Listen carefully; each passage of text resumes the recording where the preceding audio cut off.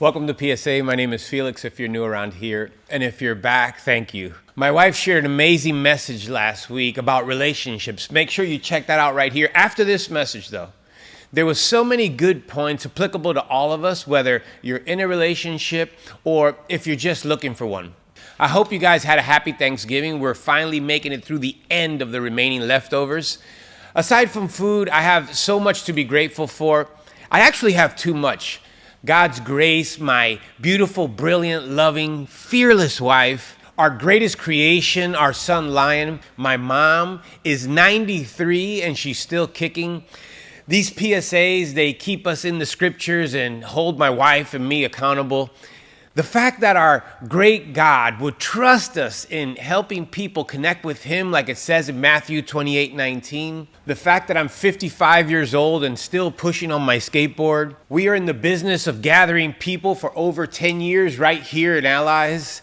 In fact, we are celebrating the 10-year anniversary of Primitive, Paul Rodriguez's company, this week right here at Allies. We have pastors to follow who fear God and lead the community so feverishly by example. There's so much hope if you take a second just to look around you. I spend hours every morning focused on all the things I'm grateful for, and I do my best to share them with others for the rest of the day. So I'm just truly glad to have this opportunity to try and share them with you, but there's no way they'll all fit in one message. On the flip side, I know the holiday season can be tough, and if it's you that feels a little short on something to be thankful for, I'm going to give you a cheat code right now.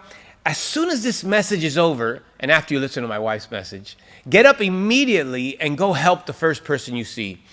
You see, then you'll have two things to be thankful for: your actions and the person's win that you help provide. The more you serve, the more you heal. This is why every morning we need to steer our mind in the way it needs to go. In 2 Corinthians 10, verse 5, it says, "We demolish arguments and every pretension that sets itself up against the knowledge of God. We take captive every thought and we make it obedient to Christ." When we list our problems more than our solutions, we are making them our God. Let's not tell ourselves how big our problems are. Let's tell ourselves how great our God is. How great is he? Well, first off, he's God our Savior, but he's also a father. He's a healer, a dream maker, the creator of all things, the Alpha and the Omega, the beginning, what is now, and the end. And even with everything at his fingertips, and more than we could ever describe or understand, he still came here as a servant as well. In Mark 10:45, it says, "For even the Son of Man did not come to be served, but to serve and to give his life as a ransom for many."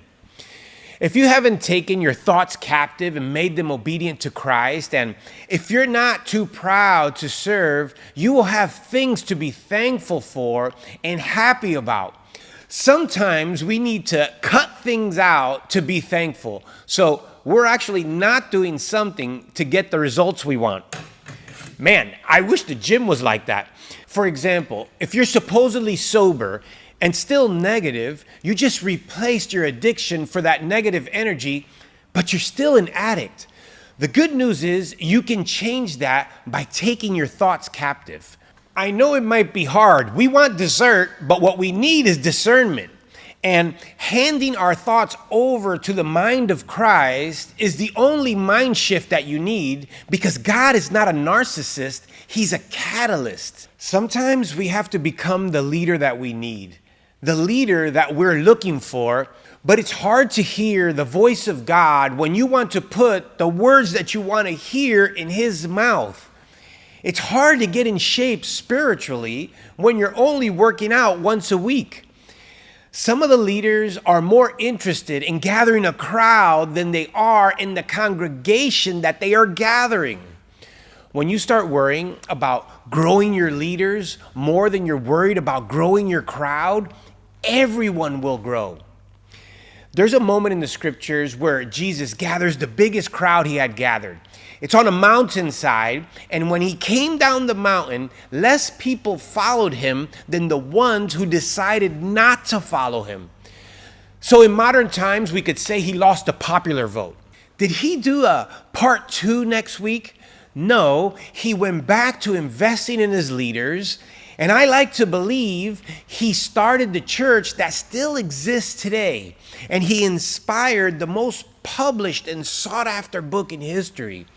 He has given us a blueprint back to him and eternity. Which brings me back full circle. I wake up every day and I list what I'm grateful for while honoring the God who provided it and getting into the Word for spiritual nourishment. If you're short a leader to look up to, it's an honor for us to step in that gap, to be that leader for you or that community that you're looking for. So please don't hesitate to reach out to us in the DMs or in the comments for prayer or just topic suggestions that you would like to discuss, especially in these times. Because no matter how hard we feast over the holidays on our favorite dishes, we will remain famished if we don't get some of his words and his ways in our actions daily. And if you want to know what our family secret is, I'll use Paul's words to wrap this up instead of my own. It's in 1 Corinthians 11:1. It says, "Follow my example as I follow the example of Christ." And until next week, let's love more, and I'll see you at the next PSA. Hey, look, we're just sitting down, hanging out. We're in the living room. Maybe I'm sitting shotgun. Please check out some of these messages my wife and I prepared for you guys. You guys are always on our mind, and if you find some value, share them with the first person that comes to mind. Happy holidays.